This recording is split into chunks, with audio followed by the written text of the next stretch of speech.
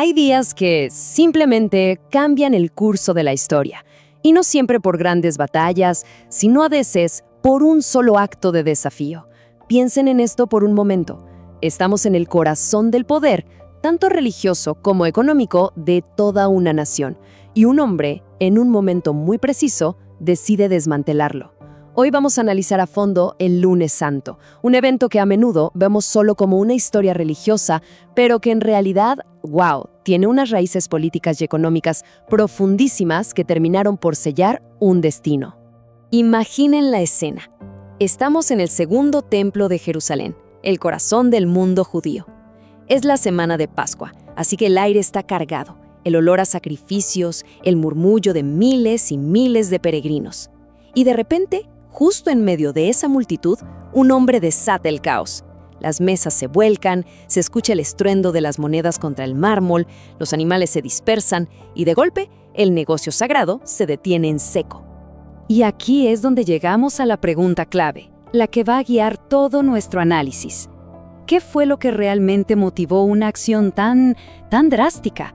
¿Fue un simple ataque de furia contra la corrupción que veía?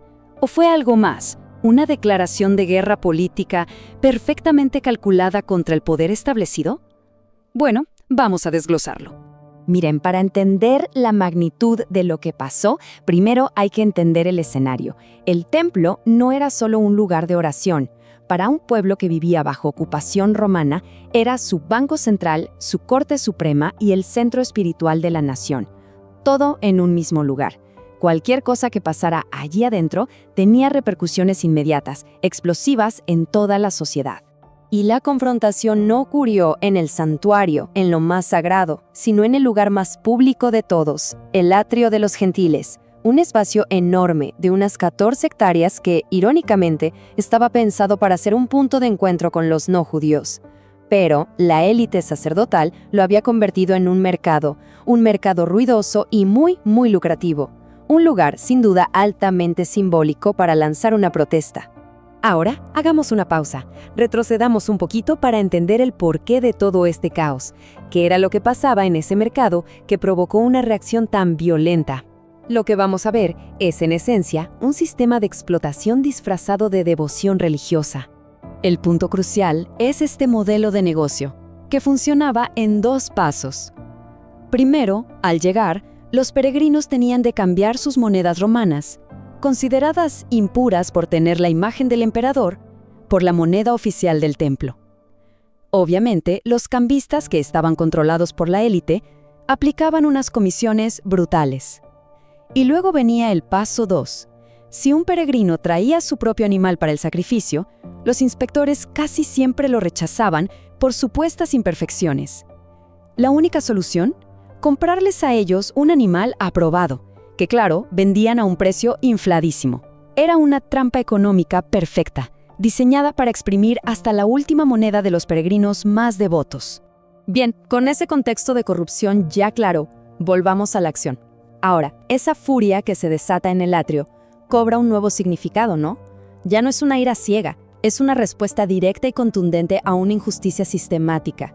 Y los detalles de la acción son fascinantes, porque no es un ataque al azar. Jesús improvisa un látigo de cuerdas, pero los textos sugieren que no lo usa para golpear a la gente, sino para arrear al ganado fuera del recinto. Es un acto simbólico de limpieza, no de agresión. Luego, se enfoca en el sistema, las pesadas mesas de piedra de los cambistas. Esas sí las vuelca. El objetivo era claro: atacar el mecanismo de la explotación, no a las personas. Y en ese momento se produce un sonido que lo detiene todo. El estruendo de miles de monedas de plata rodando por el suelo de mármol. En un solo instante, el motor económico del templo se detiene por completo. El silencio que tuvo que seguir a ese ruido debió ser impactante.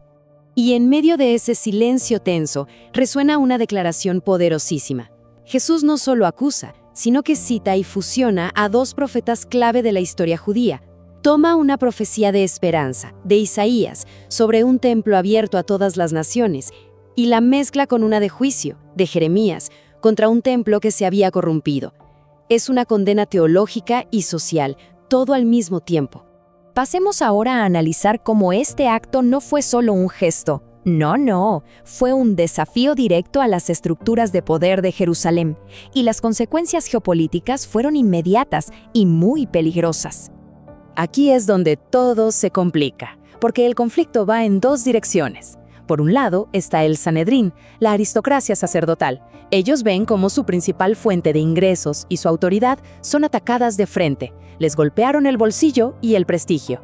Pero por otro lado están los romanos. Estaban vigilando todo desde la fortaleza Antonia, y para ellos esto era exactamente lo que más temían: el posible inicio de una revuelta popular en la semana más volátil de todo el año.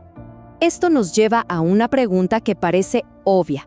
Con guardias del templo y soldados romanos entrenados para aplastar cualquier disturbio, ¿cómo es que no lo arrestaron o incluso algo peor en ese mismo instante? Bueno, la respuesta revela un cálculo político bastante complejo. La inacción de los romanos fue una decisión puramente estratégica.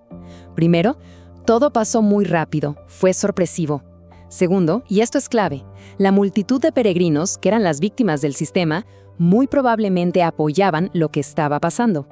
Arrestarlo en ese momento podría haber convertido una protesta en un motín a gran escala.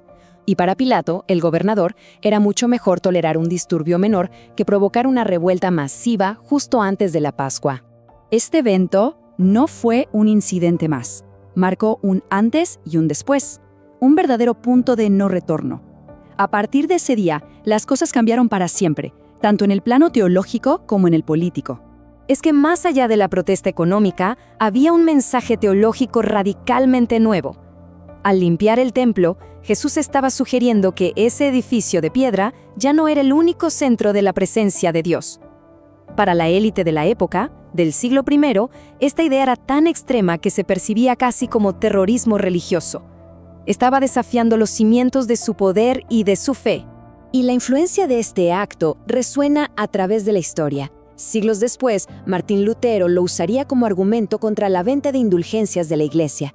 En el siglo XX, muchos movimientos de resistencia civil lo ven como un ejemplo temprano de acción directa contra un sistema corrupto. Incluso en la tradición islámica, aunque el evento no se narra así, la figura de Jesús o Isa como un profeta que purifica la fe y se opone a la corrupción encaja perfectamente con el espíritu de lo que pasó ese día. Al final de aquel lunes santo, cuando la gente se fue y el templo quedó en silencio, el resultado ya estaba decidido. Las autoridades ya no solo querían silenciarlo, ahora tenían una justificación económica, política y de orden público para eliminarlo. Ese día la crucifixión se volvió inevitable. Y así, volvemos a la pregunta del principio, pero ahora con otra perspectiva. ¿Dónde termina la fe y dónde empieza la política? ¿Puede un acto de purificación religiosa ser, al mismo tiempo, una declaración de guerra contra un sistema opresor?